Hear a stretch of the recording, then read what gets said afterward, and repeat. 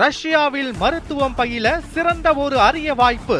வெளிநாடுகளில் மருத்துவம் பயில சிறந்த முறையில் உதவுகிறது ஏஜே ட்ரஸ்ட் கல்வி குழுமம். நெல்லை ஐடி பொறியாளர் கவின் ஆணவ கொலை வழக்கில் கைது செய்யப்பட்ட காவல் உதவி ஆய்வாளர் சரவணனுக்கு நிபந்தனை ஜாமீன் வழங்கி உயர்நீதிமன்ற மதுரை அமர்வு உத்தரவிட்டுள்ளது. கடந்த ஆண்டு ஜூலை மாதம் நெல்லையில் மென்பொறியாளர் கவின் வெட்டி கொலை செய்யப்பட்ட வழக்கில் காவல் உதவி ஆய்வாளர் சரவணன் உள்ளிட்டோர் கைது செய்யப்பட்டனர். அவர்கள் மீது வன்கொடுமை தடுப்பு சட்டத்தின் கீழ் சிபிசிஐடி போலீசார் வழக்கு பதிவு செய்திருந்தனர். ஜாமீன் கோரிய மனு விசாரணைக்கு வந்தபோது ஜாமீன் வழங்கக்கூடாது என சிபிசிஐடி தரப்பு வலியுறுத்திய நிலையில் வழக்கு விசாரணைக்கு முழு ஒத்துழைப்பு வழங்குவதாக மனுதாரர் தரப்பு தெரிவித்தது.